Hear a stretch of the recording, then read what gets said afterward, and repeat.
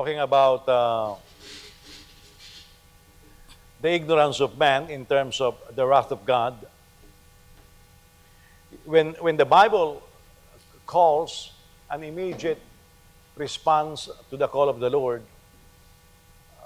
it is because of the impending wrath that God has. Remember the passage in uh, in in the scriptures. I think it's in Mark when the Baptist was ministering, and he says, because people were coming wanting to be baptized, and says, "Show me fruits that meets repentance." And then he said that if the Pharisees don't repent, he said the axe is laid at the root of the tree. It's a bad, well, it's not really bad. It's a very uh, poor translation because it doesn't convey the idea that was written. What it meant is God is holding the axe, and if you know how to use the axe and say you're going to chop a wood or cut a wood, you don't whack the thing right away. First, you measure it. You do it like this, and then you whack it. What the Baptist is saying is God has already measured. He knows exactly where to hit. And so the urgency is there, but we lost that urgency. We think we can play around with the grace of God, and really, I forgot who that preacher is in Asia. He began to talk about grace, I think Grace Revolution, something like that. It's a very good teaching. It's a very good series. However, it doesn't take into account human responsibility. It's the teaching that the grace of God is so rich, we really don't have to do anything, became very popular. Because really, if I'm not going to do anything, it's good. I mean, we are encouraging illegal immigration because, well, of all the benefits. They have health care. They have, I think, right now, I think the Biden administration is proposing one of the states something like 30,000 US dollars for the new home buyers. Can you imagine that? You have no papers, you cross the borders illegally, and you will be given 30,000 US dollars for down payment. Now, that's an amazing thing. While I think where was this? They are saying that, I think it's in Phoenix or someplace, you apply for new building permit, house permit. If you apply for a permit to build your house, it goes up to around $20,000 permit fees. Anne, where's Anne? Anne is gone. The permit fee is not that much even in Chicago. But can you imagine to come up with a permit fee, and then if you are illegal, you will be given all of these benefits. Well, why it is no responsibility, just everything is free. We have translated the same thing in the grace of God. And as we were emphasizing, Jesus did all the work we could not do. He paid everything we could not pay. But we have to do something. Okay? That's why the instructions in the Bible. Now let's look at some age groupings in the scriptures. Remember that it is a soul-destroying stance, just like any disease, when we delay the remedy. If you keep delaying the remedy to your sickness, you may end up hurting yourself even more. Now let's look at the believers, because the believers delay in turning to God. I remember during the late 70s, I think it was the late 70s, early 80s, when we start seeing the fall of ministers. You are looking at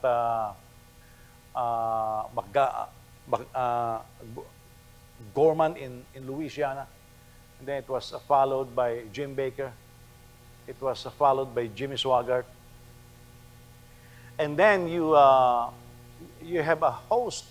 You have a host of, and then here around us, we have the story of the one from Harvest, and then Bill Hybels, and then suddenly this thing with Rick Warren. I think his son committed suicide, something like that.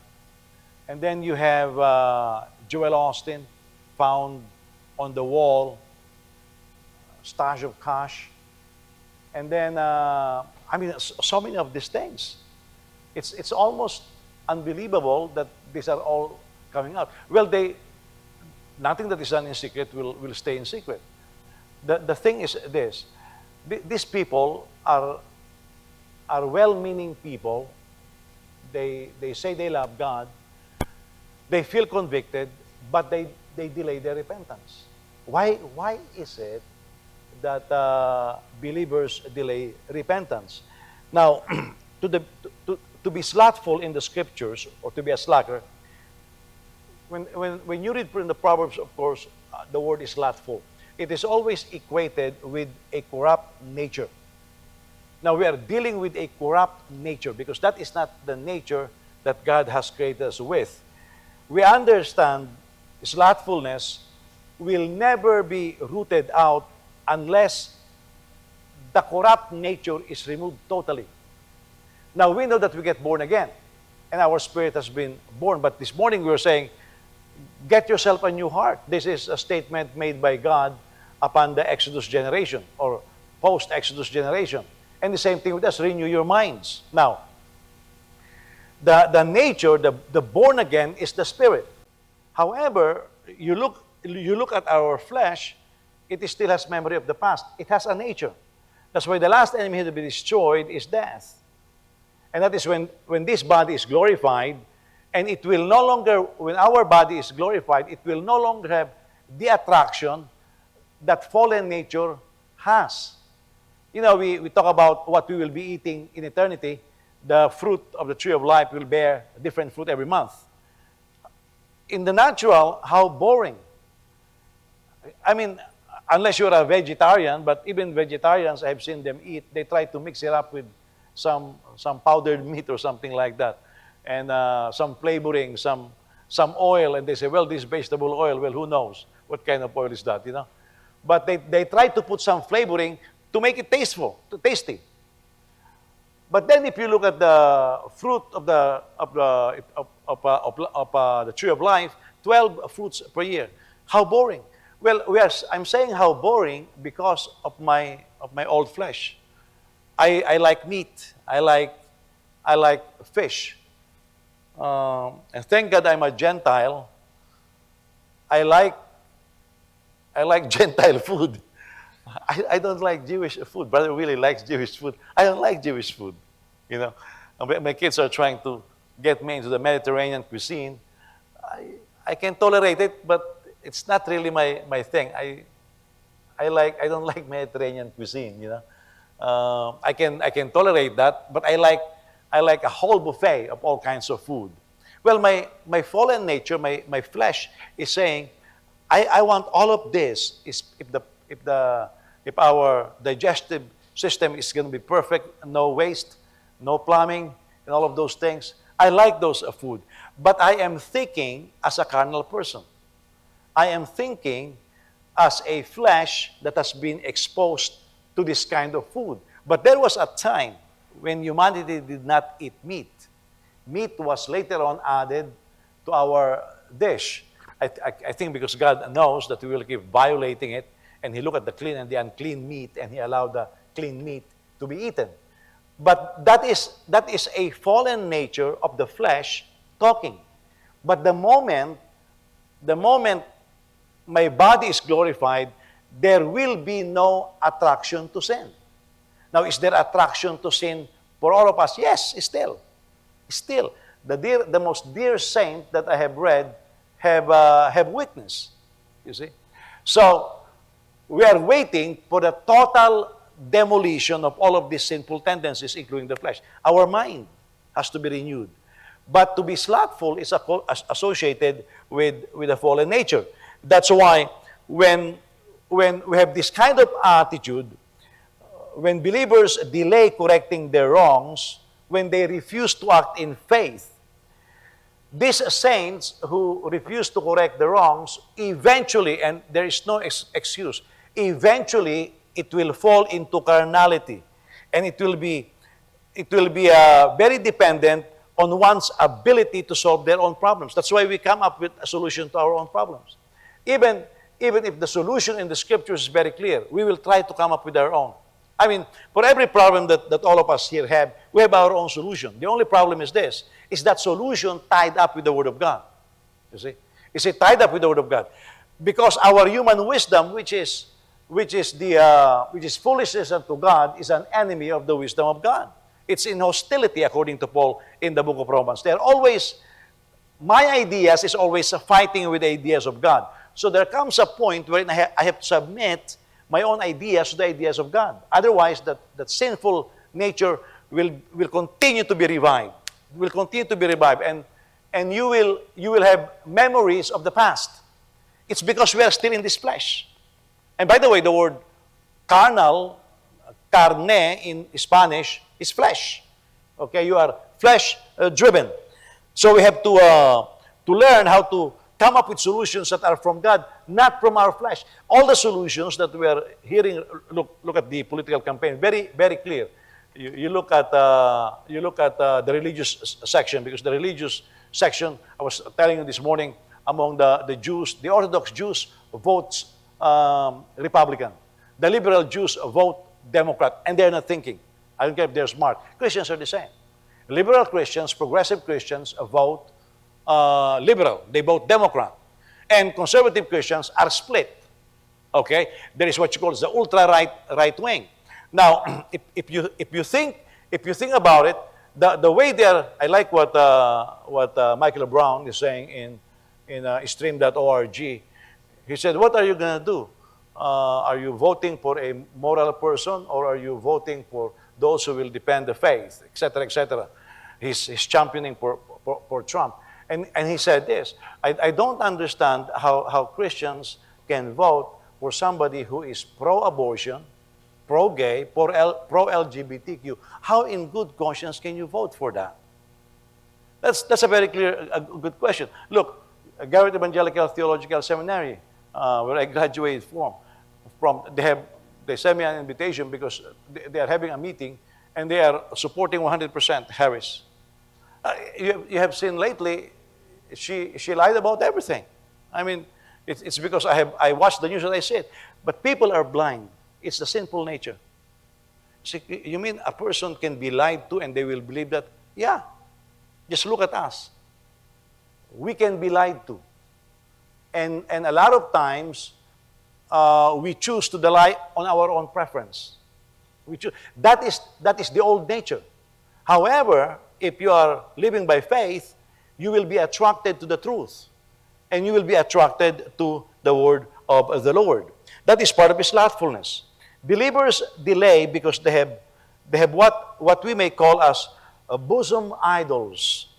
This is even after realizing that they can commune with God.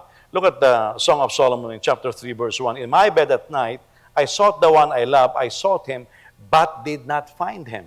Okay? Now that's a love call. But I sought him, meaning there is a longing, but I could not find him. We have bosom friends. We have bosom desires in our spirits. I think some people, how do they say it? Fibs, DJ? Is that the right word? I don't know. I'm just thinking of a certain term. In Psalm 66, verse 18, if I had been aware of malice in my heart, the Lord would not have listened. You see, he said, David is saying, because he was praying, if there is malice in my heart, and I'm aware of it, you know, I'm aware of it, that there is malice, ill desires, the Lord will not listen to me. Now that is in the scriptures. However, people get a hold of in the name of Jesus and they think, even if they are living in sin, God will listen to them. But David says, if I cherish sin in my heart, the Lord will not listen to me. Now that is very clear. That is David. The Lord will not listen to me. It is just like keeping garbage in your house that looks beautiful. Some garbage looks beautiful, you know. You know that you are not going to really use it. However, it looks beautiful. I broke two table saw in my shop. The last one is a Delta Unisaw. It's one of the last made in the U.S. saw. It broke. I lost a very small screw, and I guess I threw it away along with the dust. I could not find it. But because it's just in my garage, I've used it a lot, the saw looks beautiful. But every time I look at the garage and I could not find all the dust in the bag I already put on the floor, I could not find the screw. I could not put it together. And so I look at the thing, I said, this is heavy, something like 500 pounds. I said, this is so heavy. It looks beautiful, you know. So I told my wife, this is useless. I'm going to throw it away. It looks beautiful. And Anne said, do you want to find parts? I said, no, Anne, you will not find parts on that one. I said, I'll throw it away. And I don't know, some of you have known Manong. Manong saw it, and he said, oh, don't throw it away. I'm going to fix it. Yeah, that was 1 year ago. It's with him. It's not fixed yet. I know the difficulty in fixing the thing. But it looks beautiful on the outside, but it's garbage. It's garbage. And sometimes we look at things spiritually very beautiful, but it's garbage. You know, it is garbage. Maybe because of overuse, I have a small contractor table saw, and Manong was telling me, you know, Brad, he says, I was cutting my wood, and I will start with the right measurement. After the third cut, it's the wrong measurement. And he said, I don't know what I'm doing wrong. I said, oh, you're not doing anything wrong. He said, what do you mean? I said, the fence is broken. And I showed him. I said, it's not stable.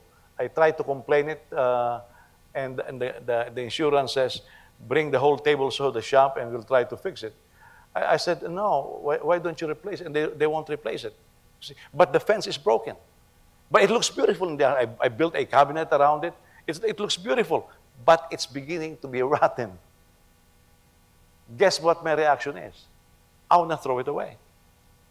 Why? Because it just looks beautiful on the outside, but it's rotten. You see? And sin is like that. And if we are not careful, we may be treasuring things that looks beautiful on the outside, but garbage inside. And so what happened is, your spirituality is already compromised. False sense of security is another reason. One day, one of my students in the Bible school came to the service at Bethel, drunk, and come from a big family in the Philippines, rich people. And he is among those who got hold of the message, once saved, always saved. And so he came late for the Friday night service, and I saw him sitting down all red, and I can tell when a person is drunk or under the influence of drugs. So I approached him. He was chewing some mint. Of course, you can not smell him, but I can smell him. So I said, you're drunk. And he could not help it. He said, Brother Jose, he said, I am going to heaven. I told him, you're drunk. Oh, Brother Jose, I am going to heaven. You know, once saved, always saved. I said, I don't care what your theology is. I said, if you don't forsake sin, you're going to go to hell. And he said, no. You know, that person ended up becoming a thief. Remember Mommy Olga Robertson? She's already dead.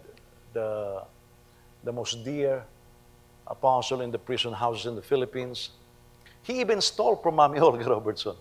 Mommy Olga is a very tough woman. She grew old in the prisons in the Philippines ministering to the inmates. And she came to, because we were supporting her, she came to our office one day, very tough. You cannot touch Mommy Olga when she was alive in Bilibid prison. You cannot touch her. The prisoners will kill you if you touch her. I mean, the sufferings of that woman, she had been raped by the inmates before several times, but she stuck it in there. And the Lord blessed her.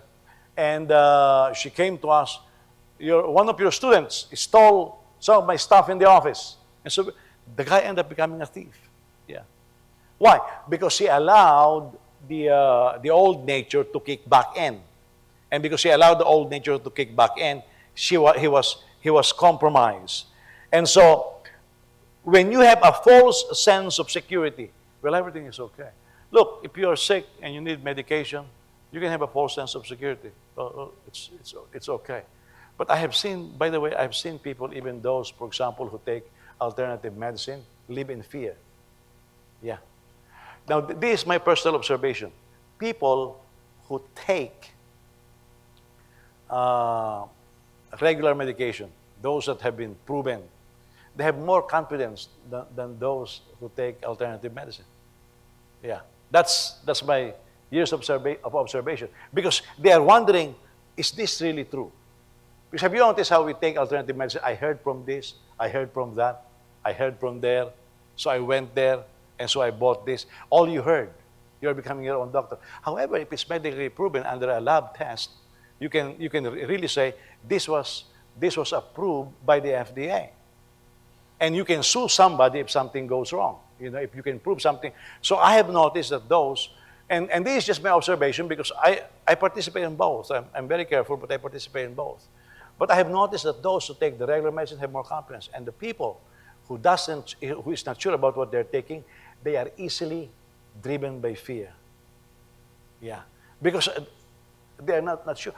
How come they persist? False sense of security. For example, among parents, oh, my child is going to church. That's a false sense of security. Yeah. Not because a child is going to church means they are born again. That's a false sense of security. Yeah. And we are satisfied with that. We become happy with that. But that is what a slothful person is. And believers also, you ask yourself the question, how come believers fall for this? And they keep delaying. Because believers can fall into a state of deep slumber. Remember the parable of the 10 virgins? Some have, look at this.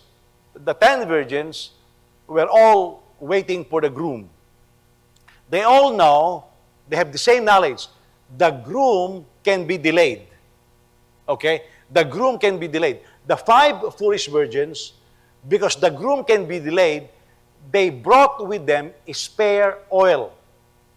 Now, the ones who are foolish knew the groom could be delayed. Why is that the first wedding they attended? Grooms can really be delayed. They have no cars in those days, So, the 5 foolish virgins knew the groom can be delayed, but they never brought spare oil. Security.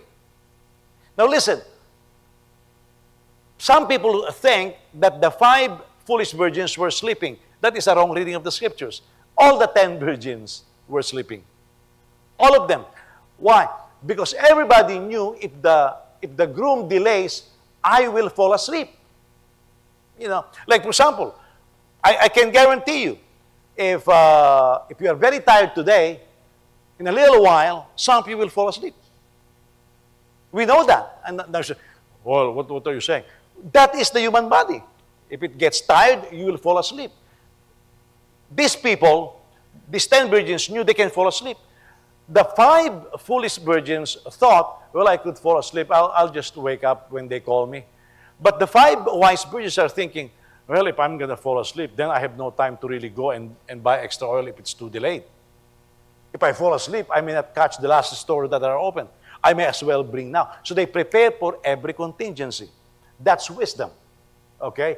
No speculation, no false sense of security. I will do whatever I can to make sure I make it at the meeting of the groom.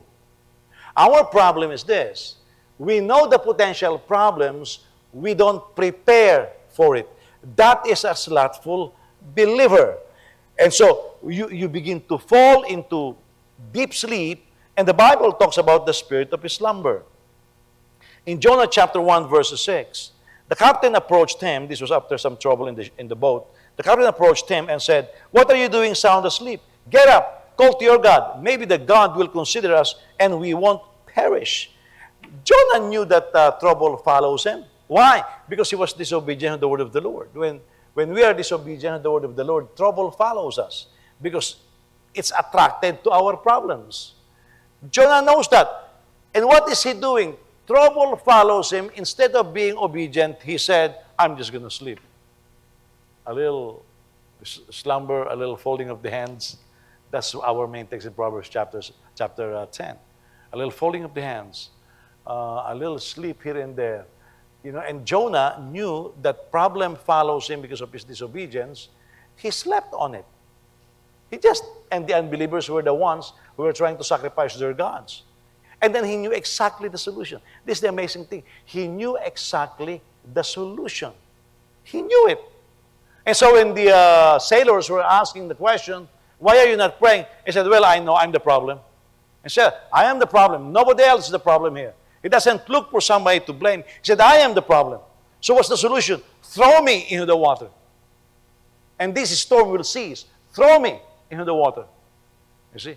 I'm going to take responsibility. By the way, Jonah doesn't know that God prepared a fish. But he said, I am the problem. Throw me into the water. And the moment you throw me in the water, all of this storm will cease. Jonah knew the solution, but he decides to sleep on it. And this is the state of some Christians. They know the solution to their problems, but they decide to sleep on it, thinking that sleeping will make them all right. We need to acknowledge that when we are being delayed or when we see ourselves getting farther and farther away from our goals, something is not right. And part of the reason why we continue in that direction is because there is what you call as the spirit of slumber. And that's from the devil. Spirit of slumber doesn't mean you're sleeping physically. Spirit of slumber means you ignore it. It's there. It's like if you're sleeping physically, all the problems can be taking place. It seems sleep has a very nice way of getting your mind off of it unless you have a nightmare. You sleep on something, you are no longer aware of what's going on around you. Okay? So that is the spirit of slumber. And the same thing, one of the Bible characters that we know suffer the most on that. Give me an example of in the scripture. Somebody who knows the problem is all around him, but he keeps sleeping. I don't know why he keeps sleeping. Come on, tell me. Jonah. We already used Jonah. Let's use another person. Okay. This is a very famous Bible character. Who is the person who is always sleeping? Problem is all around him. Whenever he's awake, he sees the problem and decides to sleep again. Come on. Who is it? You know him. You even like him. You know. I know that Daniel likes him and James like him. Huh? Huh? Who? Samson. You know, whenever Daniel looks at the mirror in the gym, and James too, you know, they think they are Samson. But that guy, he keeps sleeping. I have never seen a guy surrounded by trouble. He keeps sleeping on it. He just keeps sleeping on it. He's living in sin. Instead of turning to God, he sleeps on it. Until in one of his sleeps, his hair was shaved off. And he woke up, he could no longer break the bonds that bound him. But that boy keeps on sleeping. Huh? Maybe some of you think you're Samson. Well, Samson keeps on sleeping until his demise came upon him. His eyes were plucked out. And this is precisely a picture of some Christians. Trouble is all around us. Look, I have been talking about the state of this church, of this country. There is a conference that we always come to. The moment this guy prophesied socialism will die in the U.S., socialism rose. You know, I told Willis, something is not right. Maybe the person is not hearing from God. But you look at the political arena today, the kind of blindness. Americans are sleeping while socialism. Have you seen that video in Colorado? Venezuelan gangs are taking over apartments? I mean, does that happen even in the Philippines? I don't know. I've never heard of that in the Philippines. We're supposed to be third world, but we're better than Colorado in terms of that. In the Philippines, the gangs just collect payment, but they don't take over the apartment. They don't know how to manage it, perhaps. Taking over apartments. I think they are talking about 4 apartment complex that the gangs took over. And they are the ones collecting the payment. And the governor said, what did the governor say? It's just imagination. That's called slumber. Your people are complaining, they are vacating their apartments, and you say, it's imagination. Oh, you're imagining things. No, that's not imaginative. That's reality. But it is a choice that they make. And sometimes say, how stupid can a person be? You can see it. You can see it, but then, oh, it's just imagination. Okay, that's for the believers. So believers, we should never. Somebody talking about the second coming of Christ says, because of the imminence and inevitability of the second coming of the Lord, he says, you live as if Jesus is coming back today, but you plan and work as if he is not coming back at all. I think that's a pretty good statement. But it says, you live, you watch how you live, you watch where you're going, like Jesus is coming back today. Because what if when he returns, we are found sleeping, and we are not ready? We don't have the spare. Okay, that's for the believers. That's why a lot of believers are caught unprepared for the storms of life that comes our way. What about to the young unbelievers? I'm emphasizing the youth here, young unbelievers. Young unbelievers are those who are like the people in Sodom and Gomorrah, and even those before the flood. There is the witness of Abraham. Abraham saved the twin city. There is the witness of Lot, no matter how weak it is. But they keep falling, like you're looking at the U.S. right now, falling into LGBTQ and all of those things, lawlessness. And the society was collapsing. You begin to wonder, what are the youth doing? Because, they say the youth is the hope of our country. But what if the youth falls along with everybody else? Why is the youth not doing anything? When the angels were on the open square, the culture of that day is when somebody is out and it's about to become dark, lest they fall victim to the bandits at night, somebody who sees them should open their house and be hospitable. Nobody was hospitable. Nobody. It was the old man Lot who said, come into my house. He's trying to be hospitable. But nobody was hospitable in Sodom and Gomorrah. And one of the reasons why these unbelievers don't turn to God is because they really believe they have more than enough time. I was talking about making the most of your time this morning, but the youth has this. The old people, they're saying, well, I'm almost out of time. The old will say, I'm almost out of time. I'm old. I'm ready to go home. But the youth, their deception is, I have plenty of time. Yeah. Yesterday I was young. I can do the following things. I woke up this morning. I can no longer do the following things. It's that fast. Okay? Now, the youth has this deception that they have plenty of time.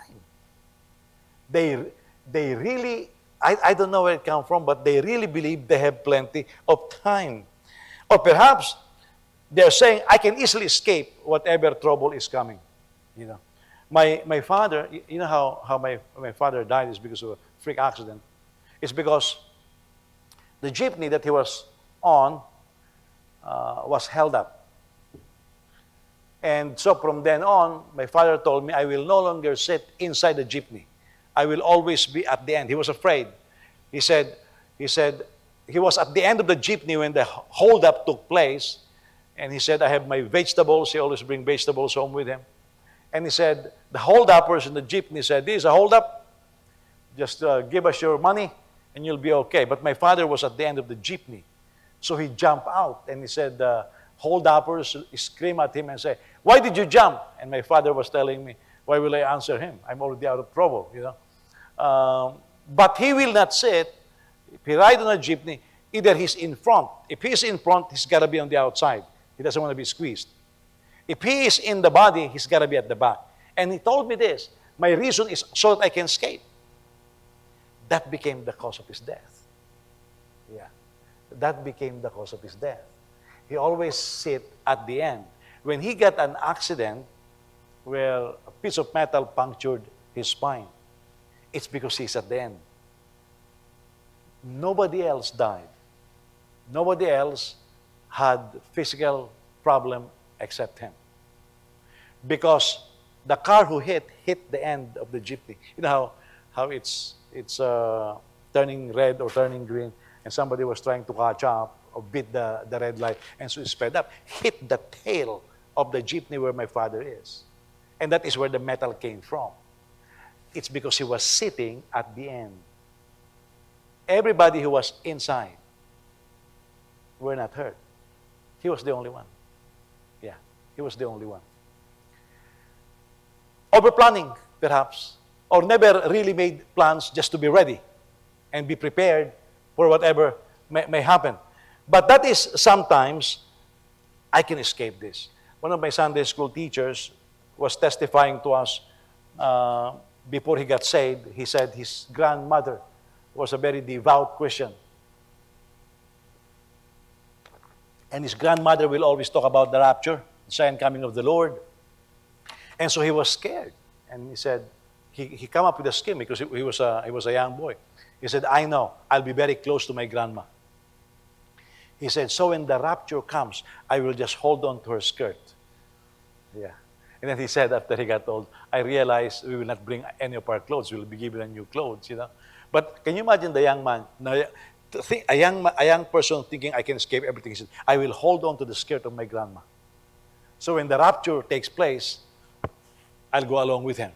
Well, it's not going to happen, you see. But youth has foolish ideas on how they can escape everything.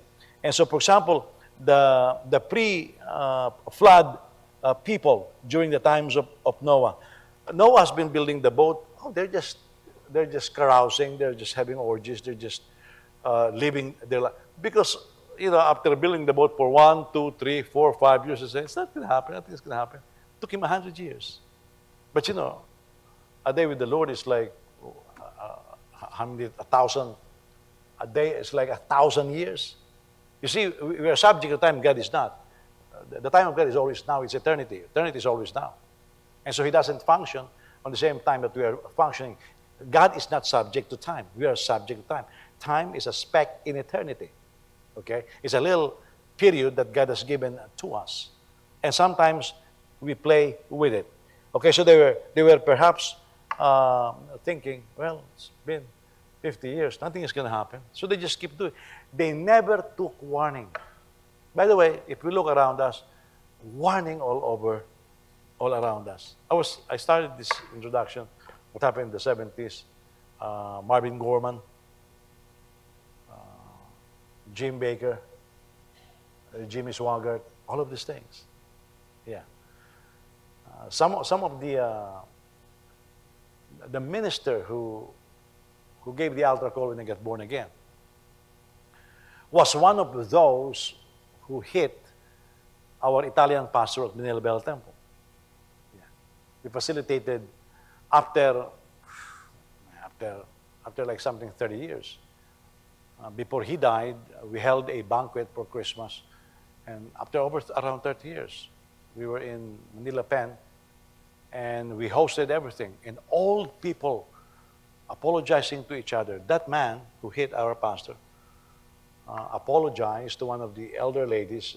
The pastor during the time is already dead. Apologized. He went back to the U.S. and died. But he has that last chance, you see. But the foolishness, we should be taking warning all of all. Look, no big names. Look, you have McDonald's. Is it McDonald's from Harvest? You have Bill Hybels.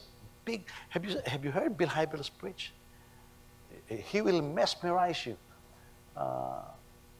Bill Hybels is one of the most effective gospel communicator I have ever listened to. Yeah. He will stand in the podium and he communicates even with his eyes. I mean, that guy is phenomenal. The first time I heard him preach, I said, wow, this guy can really communicate the gospel. Look what happened. Nobody's exempted. Nobody's exempted. But I guess sometimes people are thinking they have enough time. That's the foolishness of the youth. And so they keep delaying. That's why in Proverbs 6:9, how long will you stay in bed, you slacker? When will you get up from your sleep? Sleep here now takes the concept of deception. This is also an indication of what unbelievers believe in their heart. Has somebody ever borrow money from you, and then when you're collecting, they get upset? Yeah. Somebody borrowed $10 from you, and you need a $10. So you say, "Hey, listen, remember, you did not give me a $10," and the person get upset. Para $10 lang. They think, oh, just $10. What is that? Kuripot mo. They don't think that their debt is that much. Oh, you're waiting to borrow $1,000,000. Who are you going to borrow $1,000,000 to? Debts are debts. But sometimes just $10. What is that? Yeah, we don't realize the gravity of sin, and so they think, well, just a dollar. That's why in the Philippines we have what we call it turns into diligencia. Hey, can I borrow 20 pesos? Well, actually, they're not borrowing. Diligencia yun. And so if you collect, hey, where's my 20 pesos? Ano kang kuripot? Just 20 pesos. They don't know the gravity of their debt to God. Their debt of sin is very small in their heads. How do you see? The way we communicate today is, well, he's not hurting anybody. Trump was speaking, he said, I'm sure my parents are in heaven. He said that. Or they're Presbyterians. I'm sure my parents are in heaven, and this is reason. They're good people. That's what he said. I have heard it several times in this speech. I know my parents are looking up from heaven. Well, number one, I said, no, the Bible. They are not looking down from heaven. If I'm in heaven, I'm not gonna look down on earth. Why bother? But he said this. I'm sure. He said, I'm sure my parents are in heaven. They're good people. You see, what we're saying is it's not that bad. These are good people. And we really don't know the gravity of sin. And we lost that. We have our own definition of it already.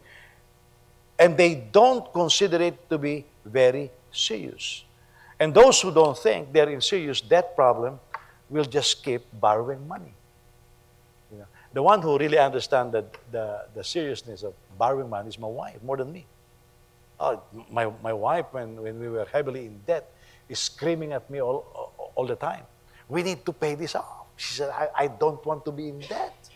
And I said, Ann, I never had debts until I married you. I really don't have debts until I married my wife. That's when I started borrowing money, But she understands, because she was a businesswoman, you cannot be in debt. And so she was insistent. She said, give me management of our money. I'll make sure that our debts are paid. Yeah. Sometimes it's embarrassing. We will be in a store, and I'll decide that I'll just pay in cash. And my wife will just be looking like that. I mean, it doesn't matter if we are in Mariano's or in Target. My wife will be watching, and she's smiling, And the moment I hand the money, he will grab the money, and it will shock it always shocks the, how do you call that person? The cashier. Because, how will you pay, sir? I'll pay in cash. How much is that? $69. So I'll hand $70 or $80, and immediately my wife will, like a hawk, and the cashier will be surprised also, like, never fail. She'll go like this. And my wife will say, I'll use this to pay the credit cards. I said, why can't we pay cash? Oh, it will minimize our credit. I said, it's the same. But she believes she should be holding all the cash and manage everything. Micro management. She hates debts. But some of us don't understand what debt is. Right, DJ? Yeah. They just don't. Talagang kaskas lang ng kaskas. We have no understanding of that. And some people have no understanding of sin. My wife used to be upset because when my kids want something and my wife would say, we don't have the cash for that. It's not in the budget. And my kids, especially DJ, will say, but we have the card. Oh, it will upset my wife. Well, you know what the card means? You'll swipe it. It's a debt. Yeah. They have no concept. Look at this, Ephesians chapter 2, verse 3. We too all previously lived among them in our fleshly desires, carrying out the inclinations of the flesh, of our flesh and thoughts. And we were by nature children under wrath, as the others were also. You see here, it says an unbeliever, a person whose life is not subject to God, the inclination of the heart and the thoughts is for sin. That's the inclination. And so we sometimes say, well, that's a good person. No, that good person without Jesus, the inclination of the heart, according to the Bible, is sin. No matter who it is. You know. I mean, you look at the serial killers, they look like they're not going to hurt a fly. They look decent, but they kill a lot of people because a person living in sin, carrying out the inclinations of our flesh and thoughts. And the inclinations of our flesh and thoughts without God is always a sin. And so when a believer refuses to subject himself to the word of the Lord and the Spirit of God, that is the inclination. There is also such a thing as the folly of youth. It makes the young forget about judgment. Ecclesiastes 11:9. Rejoice, young person, while you are young. And look at this, rejoice, young person, while you are young. We see the youth of today, especially in America, losing their joy. So it's worse. And let your heart be glad in the days of your youth, and walk in the ways of your heart, and in the desire of your eyes. But know that for all these things, God will bring you to judgment. One of the things that we don't keep our minds on is on judgment. Yeah. I told you about me speaking before the managers of Philinvest. These are managers of this real estate corporation. And I remember using this text because the real estate industry in the Philippines, from my friends there, that told me there's a lot of thievery, there's a lot of adultery. I mean, a lot of sleeping around in the med reps, a lot of sin taking place. So now, this is a lot of managers. That's their anniversary and there's promotion. They made a lot of money, and I was the one who was invited to speak on this day. So I was wondering, what in the world am I going to teach? Because I know these are adulterers. I know a lot of these are immoral people. They steal. What am I going to talk? Well, I talk on this subject. And I said, money blinds. I said, you want to commit adultery? I said, help yourself. Have more than one wife. And you should have seen the eyes of those managers. Suddenly they are paying attention. They're looking at me like that. I said, those of you who cheats in the negotiations, just go ahead, make money. I said, do whatever your heart desires. And they keep wondering in their eyes. And I said, but remember this. In all of this, you will be held into account. You will face judgment. Now their shoulders dropped. Hey, listen, we can do whatever we want to do with our lives. Yeah, we really can. But we cannot escape judgment. Every word that came out of our lips, every thought that passed through our minds, every actions, we will be judged according to everything we did. So, well, that's for the unbelievers. No, that's for the believers also. That's for the believers also. That's why, in the last days, when Jesus sit in judgment, some people will say, have we not prophesied in your name? And Jesus will say, I don't know you. I don't have intimate knowledge with you. Because the only people that Jesus knows are those who follow the will of God. You can have religion, He doesn't honor that. Pride. Some youth thinks they will never die. If you go to the cemetery, you will find that both the old and the young are buried. Yeah. You know, the Bible says that we are given 70 to 80 years. And the first commandment to the promise is honor your parents so you will live long in this land. But even with that promise, there is no guarantee when you will die. I told you the last time I went to hear John Austin preach, he just finished going through a fourth heart bypass operation. I think he was believing God to live up to something like 100 or 110. He died before he turned 90, I think. And the guy has a lot of faith. Jerry Isabel was believing God for a very long life. Yeah. Died before he turned 80. Now, I believe in, my expectation was I would have died in my 50s. The Lord renewed my mind and God blessed me. Now I'm 62. I'm happy. I have lived longer than my expectation. If I'm done with my work, I'm ready to go home. But I have lived longer than my expectation. Nobody can guarantee. Can you imagine when my father brought me to the airport when I came to the U.S. in, I think 1990, 1991, I forgot. All he told me is, do not bow your head before anybody, Jose. That's what he told me. Be courageous. He said, I have nothing to give you. I have nothing to leave you. Then he told me this. By the way, you have an uncle in California, he said. He owns a gas station. If you are really exhausted, the last name is also nationalist. Find him and tell him I'm your father, he said. He knows me. Maybe you can ask for help. I never went to California for that. I never knew that he died in his 50s. I never knew that that will be our last face-to-face conversation.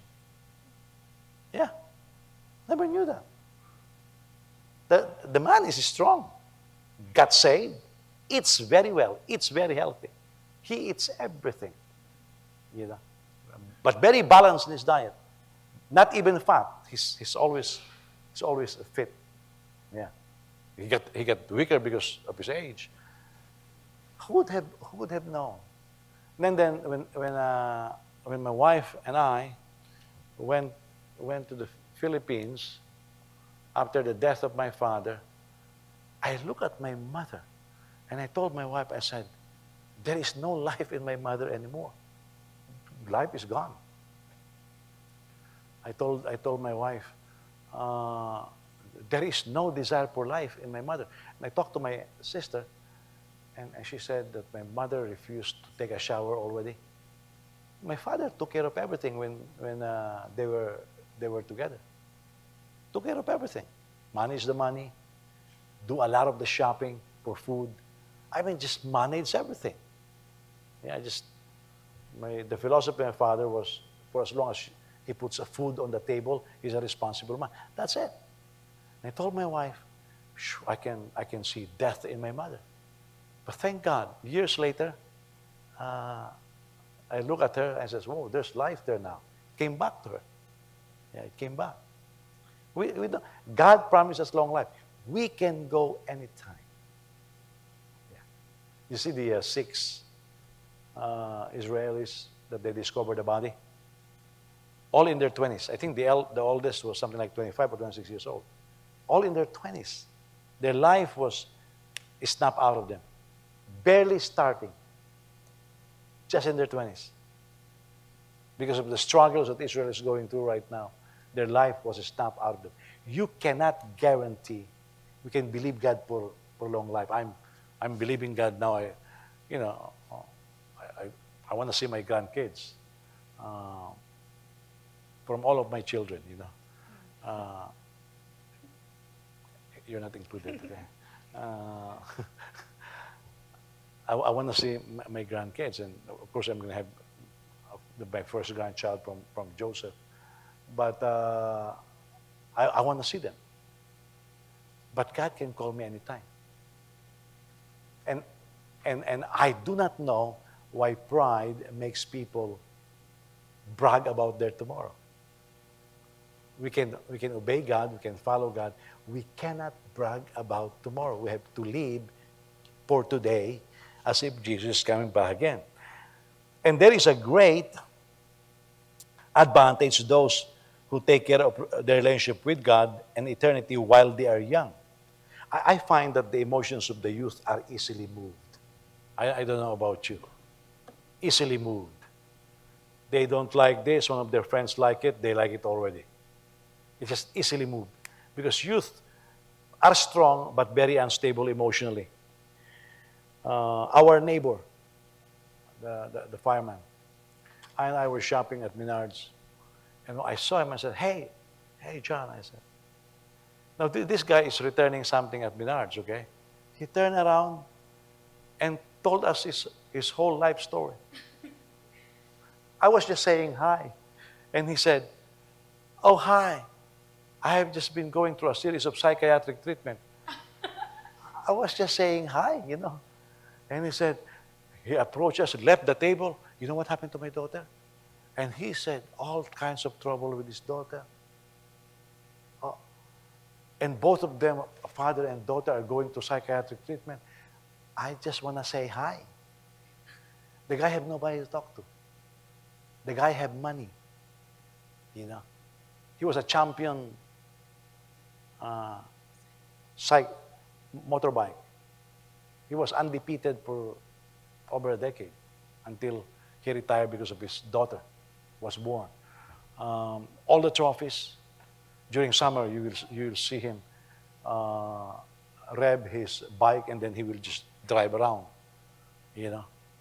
And he told me that his daughter got a boyfriend. And he said, very young. And after getting a boyfriend, she could not handle her emotion. Yeah. Could not handle her emotion. Went nuts. Went nuts. And he was asking us, your kids looks good. How do you do it? I said, well, we teach them the right way. That's all I can say. We teach them the right way. Oh, said man. And we were in Menards in the return section. And he was saying all of these things. I was wondering who is listening to this, you know? What if somebody is taping this? And he said, my daughter went crazy. She's under medication. She's under psychiatric treatment because the boyfriend broke up with her. She was going nuts. We're just recovering. And because she was going to psychiatric treatment, I went to psychiatric treatment. Because they were fighting now, just abandoned by the wife. You know, her mom don't want to have anything to do with her. He told me that one Christmas, he called his wife so that they can greet each other Merry Christmas. And the wife said to her daughter, you're my daughter, but I don't want to have anything to do with you. Don't call me. I don't want to know you. You don't want to know me. This is it. That's it. Things like that exist. Oh, and the emotion of this young lady was just totally demolished. Yeah. You know, we have a lot of youth here. Our youth, their emotion is crazy. There is no stability. I've seen that in DJ, you know. She will cry and then she will be laughing. I said, what's wrong with you? You know. You can easily moved. That's why in protests, there's a lot of youth because these are stupid young people. They are easily moved. The emotion. That's why I believe it's the reason why we have a lot of unstable marriage. Because young people who never have maturity got into a relationship and they have no idea what to do with their emotion. I'm in love. You don't even know how to spell love. And they jump from one bed to the other. They go do crazy things because they have zero control over their emotion. And that's one of the reasons why parents are told to raise their children in the fear and knowledge of God. But of course, most parents have abandoned that, including believers. And when the emotions of the youth are moved, they move most vigorously. We can do it. Yeah, we can do it. Let's go. Let's go. Go where? Let's go. Let's do it. Do what? Let's just go do it. Just foolish, you know. And then if the person with sense says, stop it, let's think about it. Oh, you're just scared. No, I'm not scared. I'm just wiser. But that's the youth. Therefore, it is most sensible to start serving God while we are young. Proverbs 8:17. I love them that love me, and those that seek me early shall find me. That's King James Version. We need, our youth will miss it, okay? Because we miss it.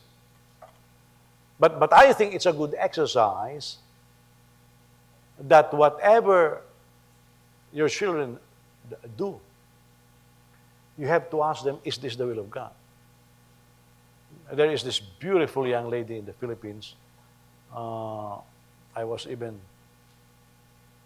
teasing Joseph for her one time, and then when it didn't work, I was teasing John. The more it didn't work, and now I'm trying to tease. Who's the third? James. James is the third, right? Yeah. Third boy. And somebody prophesied to her that she will take a certain course. And because somebody prophesied to her, it moved her emotion. She took the course. And she said, I don't like the course. I said, why are you taking the course? Somebody prophesied to me. I said, he's not taking the course. And she said, I want to be a businesswoman. She said, I'm a good businesswoman. But the pastor prophesied to me I have to take a different course. I said, forget that, pastor. I said, what is it that God put in your heart? The one that God put in his heart, in her heart, is to run a business. But the mother is immature and just simply, okay. Especially for the parents, we have to train our kids to seek the will of God. Now, they'll miss it. They better miss it while we're still alive. Because then we can still guide them. But we cannot allow our kids to be moved by their emotion. And we cannot play with their emotion. My wife plays a lot with my kids because I don't know with how my wife was raised, but she thinks jokes are serious and serious conversations are jokes. I don't know how it works, but my kids will say, Mama, we're joking. But she's very serious. And then so my kids will go serious. And my wife will be laughing. Oh, it's a joke. It confuses my kids. And I'll talk to my wife and say, hey, don't play with the emotion of the kids. Because sometimes parents will say, I'll take you to the mall. And the kids are excited. And they're ready to go to the mall and say, I changed my mind because you're naughty. You're playing with the emotion of the kids. Now remember, the emotion of the kids are very fragile. Why? Because they are kids. You have to guide it. That's why if DJ is crying, I say, hey, I'll tell DJ, do not put your happiness in the head of other people. Yeah. I don't care who it is. Oh, it is my kuya. Forget your kuya. I'll tell her that. Because her emotion has to be trained. Why? Because she is young and foolish. Yeah. And that's the same with all of my kids. James is the same. John is the same, especially John. Yeah. All kids are like that. Joel is the same. Joseph was the same. Joseph is trying to act mature now. In his dreams, I hope he's watching right now. I can't wait to see him have his first child. See how rattled he gets,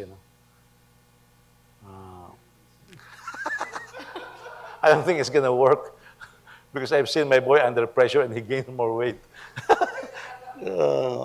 But if we don't manage the emotions of our kids, it's going to go wild. Yeah. Now, the call of God for us is to repent now and not postpone it until tomorrow. Hebrews 3 verse 7, therefore as the Spirit says, today if you hear His voice, do not harden your hearts as in the rebellion on the day of testing in the wilderness. Okay? And then Ecclesiastes 11:9, rejoice, young person, while you are young, and let your heart be glad in the days of your youth. And walk in the ways of your heart and in the desire of your eyes, but know that all these things God will bring you to judgment. Remove sorrow from your heart and put away pain from your flesh, because youth and the prime of life are fleeting. You know, one of my learnings in the scriptures is this. Times of sorrow will come. Whether you like it or not, it will come. But there is one clear instructions in the Bible. The young people, the youth, has to be happy in the days of your youth, in the days of their youth. I think it's wrong when the adults take away the joy of the youth, when we don't know how to handle their emotion. That's why, like for example, just going to a restaurant. We'll go to a restaurant. And my kids, Papa, let's eat outside. Let's go to a restaurant. So we'll go to a restaurant, and I'll tell the kids, okay, order what you want. And they're happy. They choose the restaurant now. They choose the movies. The last, I think, 5 movies that they watch, I didn't go with them. There's only so much I can take, you know. I cannot handle, I don't know what kind of movies these kids watch. I mean, they don't understand The Godfather, and so what can I do, you know? I challenge the youth to watch The Godfather. Doesn't work, you know. They want to watch, perhaps, The Fairy Godmother, but they don't want to watch any Godfather movies. Right, Winchell? Yeah, right. So what happened was sometimes we prostrate them. Oh, we're in a restaurant. Eat anything you want or order. And then here comes one of the parents, don't eat this, don't buy that, don't. And you should see their hearts sunk. First, you make them overjoyed. They're very excited. We're going to a restaurant. And then you put them down. And then finally you realize, okay, you can order what you want. Finish it. I mean, we just, you know who does that? Women. Women have crazy emotions. You know, I've been married to my wife for eternity. That woman can change direction in her emotion like a wind blowing from the east to the west, and then it goes north and south.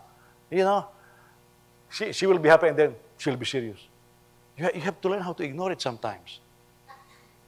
Otherwise, if you follow the emotion of the woman, you will die young. Ito si Jay, tawa kang tawa.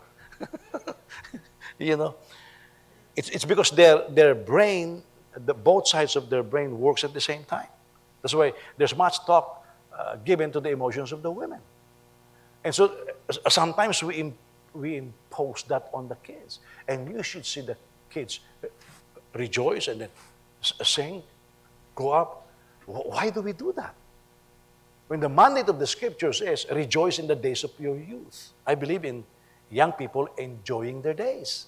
That's what the Bible says. And so I discipline my kids, but I try to make them happy. I mean, and you know what? Making them happy is really simple. That's how stupid it is. Just a smoothie. Can you imagine this? And from time to time, yogurt. Who eats yogurt? And it makes them happy. And parents think it's expensive. That's just a yogurt. And some boba. You know what a boba is? It's the feminine of bobo, you know. And it changes like that. So, the question is this. In all of these things, because we're talking about delaying our response to God, is dying, we're talking about death now, is dying an easy business? You know, we some people don't prepare for eternity. Is that an easy business? You know, my will, our will, me and my wife, it's done. Yeah, it's, whatever we have, it has a will already. Now, I'm still relatively young, I would like to think sometimes, you know, but my body doesn't say so. But my will is done. Some parents say, don't ask me to write the will. Wait, do you want me to die? Nobody wants you to die. Well, I don't know if your kids want you to die, but nobody wants you to die. But you can die. Do, for example, I think if you are old and you don't have the money and the resources, I think it will be wise for elders to buy insurance for their funeral. Because sometimes we leave the responsibility to our kids. We leave them debts and then more debts because of the funeral service. Yeah. There's just no preparation. Is dying that easy? Because sometimes we say, well, you know, when I die, I don't care about these things anyway. You can just put me in a dumpster. Yeah, but the living the survivors will think about these things. And sometimes we don't prepare for that. I believe we have to prepare for that. And the best preparation is to make sure that our relationship with God is okay. We prepare for life, but do we prepare for death? An example of this, I believe, without delay, a very good example that I can find, because I'm looking at who in the scriptures is somebody, the moment he saw the opportunity for salvation, grab it right away. I was thinking about that question, and I come up with one conclusion. The person, the moment he saw the opportunity for salvation, he grabbed it and never let go of it. The thief on the cross. There are two thieves on the cross, right? And they were insulting Christ. But one of them saw the light. Let me read to you. Luke chapter 23, starting on verse 39. Then one of the criminals hanging there began to yell insults at him. Aren't you the Messiah? Save yourself and us. But the other answered, rebuking him, don't you even fear God, since you are undergoing the same punishment? We are punished justly because we are getting back what we deserve for the things we did. But this man has done nothing wrong. What an amazing eye-opening here. I don't know how much this person knows Jesus, but he can see that Jesus did nothing wrong. Then he said, Jesus, remember me when you come into your kingdom. And he said to him, truly I tell you, today you will be with me in paradise. How did he know that Jesus is a kingdom? Because the insults were about his kingdom. And so they were insulting him. If you have a kingdom and you are king, let your soldiers come and rescue you. And he was hearing this. And there is no response, negative response from Jesus. He was just absorbing all the mockings, all the insults, and Jesus was taking it all. And he was thinking, if it was me, I'll go wild. I'll curse them. But no words were coming out of the mouth of Jesus. He was a victim in perfect control. You will never see it again. He was a victim in perfect control. Total control. His eyes were open. This is the Messiah. And now remember, at first, the other account, I think in Matthew, they were both insulting Jesus. The moment his eyes was open, he never let go. He never delayed. He immediately said, Jesus, remember me when you come into your kingdom. He already knew he's dead. He did not even said, Jesus, save me. Is there a possibility that you can call somebody and spare me from death? He resigned to the fact, I am dead. And so now he wants to ensure his eternity. I think when we realize we are already dead, that's when we seize the opportunity. I told you about before my favorite war movie was The Longest Day. It was changed by this HBO series, Band of Brothers. And I was telling the story about Lieutenant Spears, a legend, fearless in battle. And so soldiers were whispering his name in awe and fear. You know. And Lieutenant Spears was talking to them. And he said, you know what your problem is? He was talking to this coward, the name is Blight. And said, you know what your problem is? It's because you think you're going to come out of this war alive. He said, your hope that you will live through this war is what makes you cling for life. He said, you have to accept you are already dead. And the moment you realize you're dead, then you can fight more effectively. And this is, I was thinking a lot about that. Sometimes we still think we can survive perhaps a sin. No, we're already dead. For the wages of sin is dead. The moment you realize you're dead, you'll just cling to whoever gives life. And the only person who can give life is Jesus. You cling to him. You don't wait for the last breath because you're already dead. For the wages of sin is death.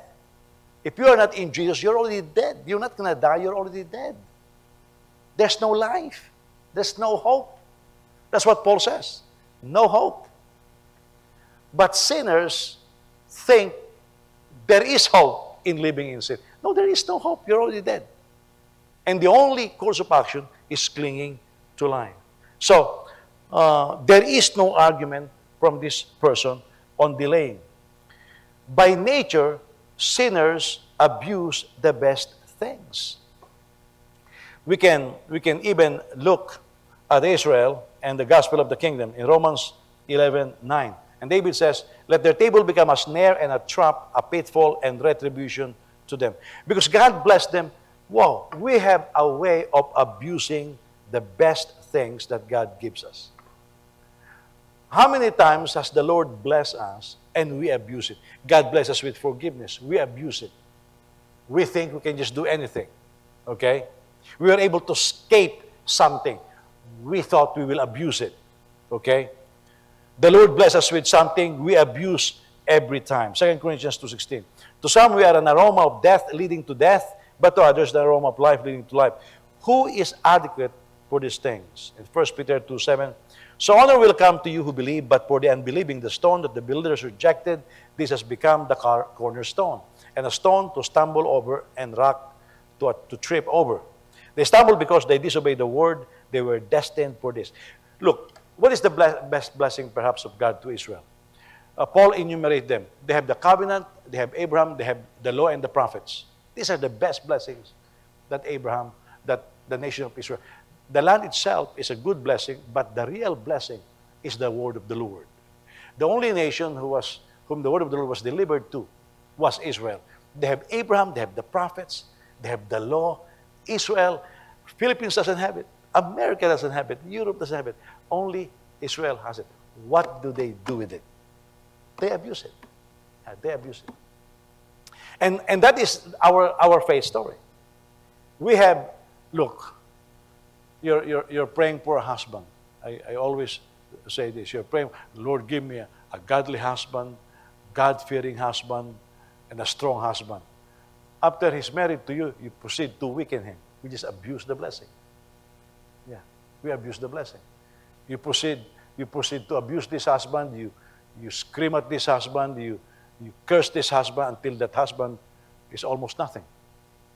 You're praying for a wife. I want a godly wife, God-fearing wife. God bless you with a God-fearing wife and a godly. You abuse her also. We have this. I mean, in a simple thing. You're praying for a house. God bless me with a house. God gave you a house. You abuse the house. You don't maintain it. you just turn it into a garbage den. Think about it. We have a way of abusing the best things that God is giving us. Look, we have prayed for years. God give us a building. Let's pay up this building. What happened? John broke the glass. We have a way. It's not fixed yet, John. We have a way of abusing the best things that God is giving us. God gave us this building. Does everybody take care of the building? Everybody take care of the building. We have rodents because people get food and then stash it somewhere so that nobody can find. Look, I even have complaints during our feasts. Some of our food are not being served. Why not? Well, some people decided it's not time to serve it. It's not your choice. It's not your food. They want everybody to eat it. We really have a way of abusing the best things that God is giving us. Instead of being grateful. I mean, children, are you grateful for your parents? Parents, are you grateful for your children? You see, spouses, are you grateful for each other? You see, we have a knack for abusing the best things that God is giving to us. You know, I appreciated Joseph in his first car. He has an old car. You should have seen Joseph, how he took care of that old car. He was treating it like it's brand new. He was giving it car wash as if car washing it will make its paint shiny. He was just taking care of his car. Yeah, he did not abuse it. Yeah. But my other kids, right, John? You know, from time to time, I will say, I'll drive. Why, Papa? Don't you want? The reason why I want to drive the car that my kids drive is for me to feel whether it's okay. Every time I drive their car, I said, 100 years ago, I told John, your wheels are not aligned. It's still not aligned. No appreciation. Yeah, that's what I'm saying. I will drive DJ's car. They say, what is that noise? One of the cars that I drove, it smells like somebody died in here, you know? Just no appreciation for what God is blessing them with. Yeah. Oh, that's James, okay? Yeah. Sinners also, they twist the scriptures. This is what we see during the temptation. The devil illustrated that. Let me read to you this passage. Bring it the time. 2 Peter 3:17. Therefore, dear friends, while you wait for these things, make every effort to be found without spot or blemish in his sight, at peace. Also regard the patience of our Lord as salvation, just as our dear brother Paul has written to you according to the wisdom given to him. He speaks about these things in all his letters. There are some things hard to understand in them. The untaught and unstable will twist them to their own destruction, as they also do with the rest of the scriptures. Now, we're talking about believers here. They twist it. Again, I say we abuse the best things that God is giving us. The nation of Israel was given Abraham, given the law, given the prophets, given the covenant. They abuse it. They abuse it to the extent, one of the most profound abuse they did was when the Philistines were winning over them. And here comes the children of Saul. They dare to bring the Ark of the Covenant in war. God never told them that. That Ark is supposed to be the depository of God's presence. When it moves, everybody moves. Now, instead of being moved by the Ark, you see the twist there? When the glory moves, you know, the glory of the Lord will be on the tabernacle. When the glory moves, they move. You know what they did now? They moved the Ark. They moved the glory. That's how we abuse it. God is giving us His presence, and we're supposed to move when His presence moves. But now we are moving it. That's what the sons of Eli did. Instead of being moved by the presence of God in the ark, now they are moving the ark. That's how you call twisting. You see? You can justify everything that you do quoting the scriptures. Twisting it. Sinners or unbelievers are also known for cherished sins or desires. Saul demonstrated this after receiving, look, the command was very direct. Kill all the Amalekites, kill all the animals, kill everybody. Well, Samuel came and says, what's this bleating noise I hear? Oh, those are the fatlings. I killed everybody, all the ugly ones. The pretty ones, they will become our slaves.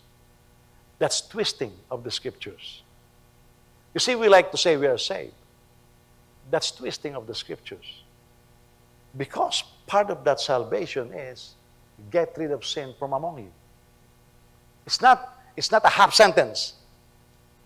It's just one sentence. The way you twist this is you quote the half. Wives, submit to your husbands. That's one half. The other half, husbands, love your wives as Christ loved the church. Children, honor your parents. The other half, parents, do not exasperate your children. When you just quote the half, you twist it. And believers and unbelievers are fond of doing that. That's why we're not getting the full revelation. We cannot turn to God fully. You see? We just, how do you call that? The Catholics calls it Occam's razor.